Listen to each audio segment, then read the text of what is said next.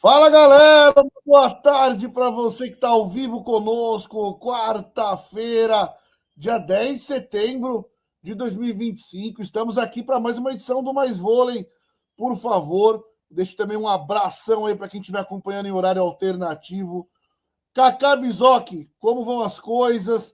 Depois de um final de semana aí que deve ter abalado corações de todo mundo, emocionou bastante a galera. Hoje a gente vai fazer aqui um desfecho desse Mundial Feminino, projetar o masculino.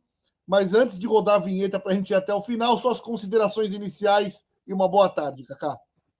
Boa tarde, Rafa. Boa tarde, galera aí que está chegando, vai chegar. Você não imagina o sufoco que eu passei não podendo assistir nem a semifinal, nem a disputa do terceiro, nem a final, hein, Rafa? Mas eu conto isso depois.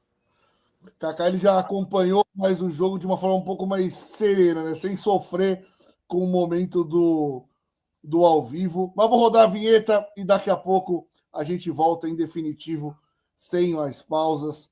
E olha que tem bastante coisa, hein? Como eu falei, vamos falar aí do feminino, mas também já projetar o masculino que começa o Mundial na sexta-feira e o Brasil no domingo. Então, bora lá, vinheta na tela para não perdermos mais tempo.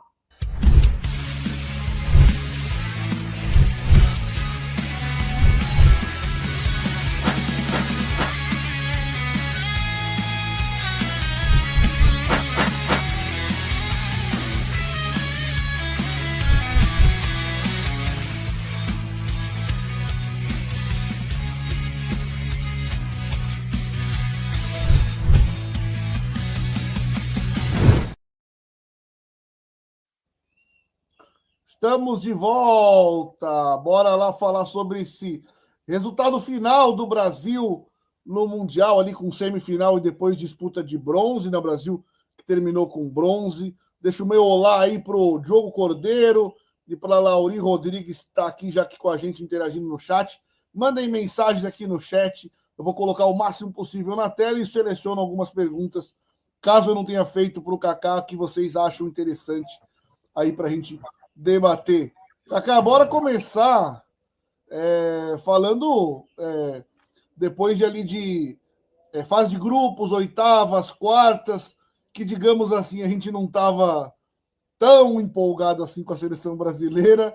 Como que o Brasil se sair nessa reta final com semifinal e disputa de bronze ali no sábado e no domingo? Então, Rafa, fica sempre a frustração, né? Que a gente espera que uma hora o Brasil vai chegar a essa medalha de ouro, tá indo para o pódio, mas esbarra numa semifinal, esbarra na disputa da final, fica com o segundo lugar, fica com o terceiro, e a gente se pergunta, né? Quando que vai ser? Será que vai ser? E esse Mundial, ele teve um gosto muito especial, Rafa. Eu estava dando um curso em Macaé, Rio de Janeiro, não pude assistir a semifinal. O pessoal ficava me avisando e eu, naquele sufoco, eu falei assim, gente, que jogo que deve estar sendo esse? Tanto que chegou no quinto set, quem estava assistindo estava tão nervoso, Rafa, que eles viraram para mim e falaram assim, o Brasil vai ganhar, o Brasil vai ganhar, o Brasil vai fechar. E eu achei que o quinto set estava longe, né? Mas não, estava 13-13. Aí chegam em um minuto e falam assim, ó, perdeu, 15-13. E o terceiro lugar também eu não tive condições de assistir por causa do horário, eu tinha que começar o curso 8 horas da manhã também e não dava para acordar de madrugada e seguir a batida, né? Então eu fui assistir tudo, Rafa, na segunda e ontem. Assisti os dois jogos e o que fica é uma impressão muito positiva desse grupo, porque consegue fazer um jogo como aquele contra a Itália, um dos jogos mais espetaculares dos últimos anos, consegue ir para uma disputa do bronze e vencer o Japão da forma que venceu em 5 sets. Então, eu acho que a forma como o Brasil jogou contra a Itália, a forma como o Brasil teve resiliência para acordar no dia seguinte, dormir pouco, menos de 24 horas, está decidindo uma medalha de bronze, e jogar como jogou, Rafa, se recuperar como se recuperou no jogo, eu acho que a gente tem que tirar o chapéu para essa garotada, para esse grupo, e olhar de uma maneira diferente. Foi diferente de como a gente saiu das últimas semifinais, foi diferente de como a gente saiu das últimas finais que a gente não ganhou. Eu acho que o grupo sai fortalecido, e principalmente por não ter tido uma das principais atacantes hoje do mundo, que é a Ana Cristina, à disposição. Eu acho que o Brasil sai de um Mundial com um saldo muito positivo. Tá aí o Kaká avaliando a reta final do Mundial, né? O Brasil ali que teve essa Itália, né? Poderosa Itália, e também depois o Japão na disputa do bronze. Kaká, como você falou, você assistiu depois, mas eu vou te fazer uma pergunta, porque eu saí com essa sensação e quero saber se você, como fala, avaliza isso ou não. Tentando até resgatar, eu não me lembro de um jogo tão bom como esse Brasil e Itália na semifinal, né? A pergunta diz se foi o principal jogo do Mundial, acho que essa é meio fácil, mas como um todo, dá para dizer que foi um dos melhores jogos dos últimos tempos, principalmente no voleibol feminino. Vamos falar primeiro desse Brasil e Itália na semifinal. Sem dúvida, Rafael. Eu acho que a gente tem o componente emocional aí, né, por estar envolvido com a seleção do nosso país.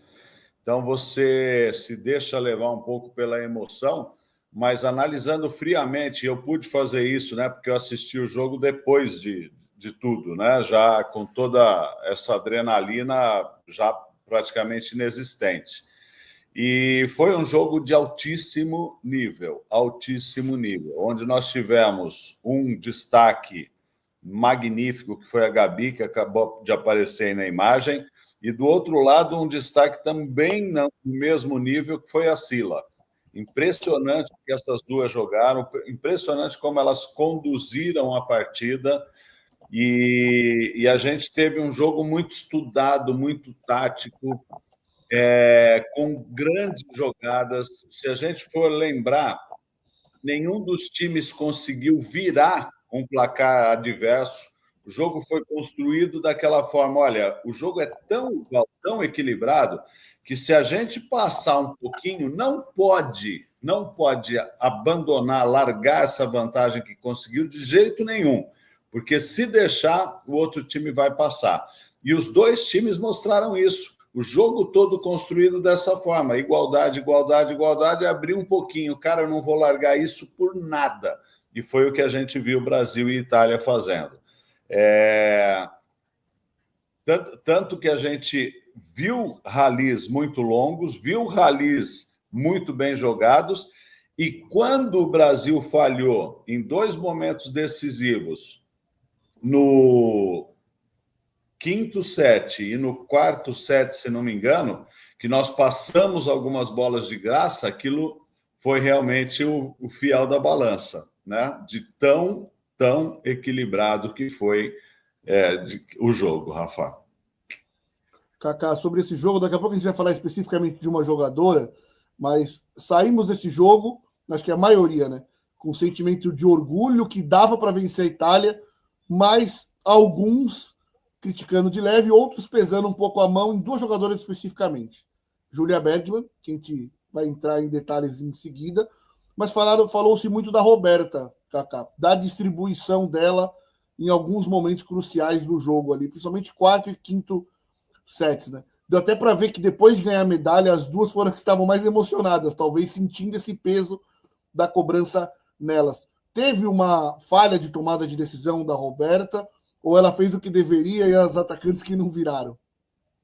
Então, Rafa, eu queria entrar exatamente nesse ponto, depois de falar que foi um jogo de altíssimo nível, né? Foi um jogo muito bom, mas se a gente for analisar as posições, tanto a Itália quanto o Brasil, eles tiveram um desnívelzinho nas levantadoras, né? A Roberta errou tanto quanto a Cambi e a Orro do outro lado. A Cambi, quando entrou no lugar da Orro, que ela teve aquela torção de tornozelo, a Orro errou demais, tecnicamente. A Roberta também errou algumas bolas importantes tecnicamente.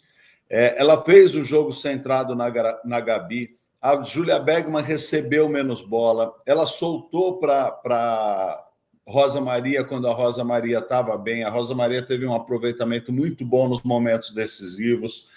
Então, eu não vejo um problema muito grande na Roberta na definição do jogo em si. Mas se a gente for levar em conta que os momentos decisivos é que pesaram, dado o equilíbrio, a Roberta falhou, sim, em alguns momentos decisivos, né?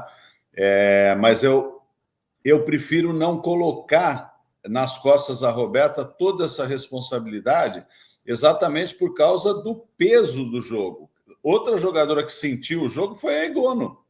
A Egono apareceu em alguns momentos, mas a gente via visivelmente que ela estava incomodada porque ela não conseguia rodar, ela não conseguia acertar. A Antropova também não foi espetacular, não foi fora de série, né? Nós tivemos duas jogadoras fora de série, a Sila e a Gabi. E mesmo assim, com um rendimento que não dá para você falar assim, nossa, a Gabi botou 60 e tantos % de bola no chão.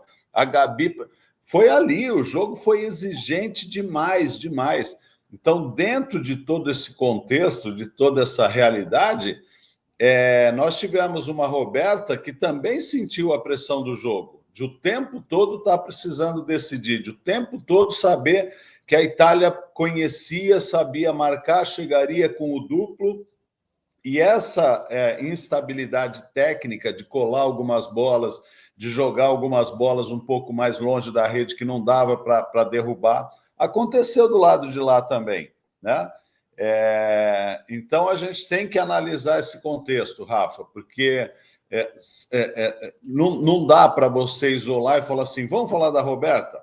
Vamos falar da Roberta dentro desse jogo, da maneira como aconteceu, né? Vamos falar da Júlia Bergman, que daqui a pouco eu vou comentar sobre as outras ponteiras mais inexperientes, né?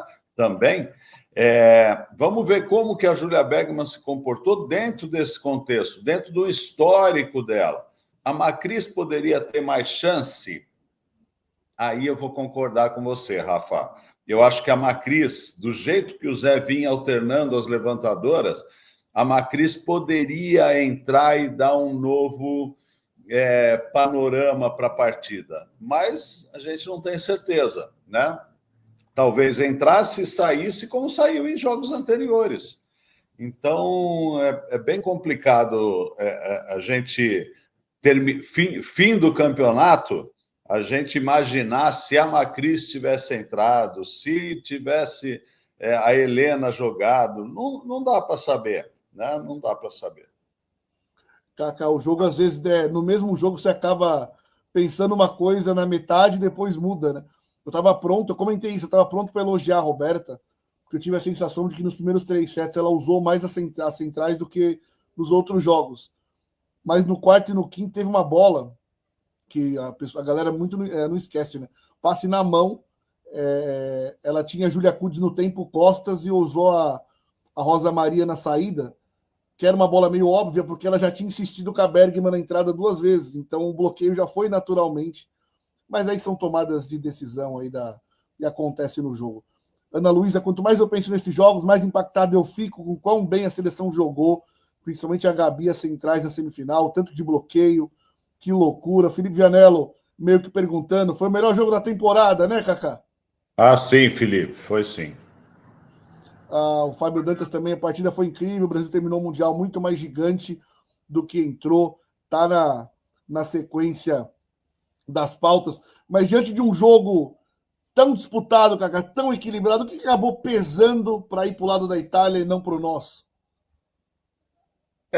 Foi detalhe, né, Rafa? Foi detalhe. Não tem como a gente não considerar isso. E o detalhe acaba sendo essas bolas. Essa bola mais colada, essa bola que devia ser para uma e foi para outra, essa bola mais cantada, o passe quinado da Júlia Bergman, o bloqueio que não aconteceu e devia acontecer, o saque errado da Roberta. São esses detalhes. Não tem como a gente não considerar num jogo desse o detalhe como determinante.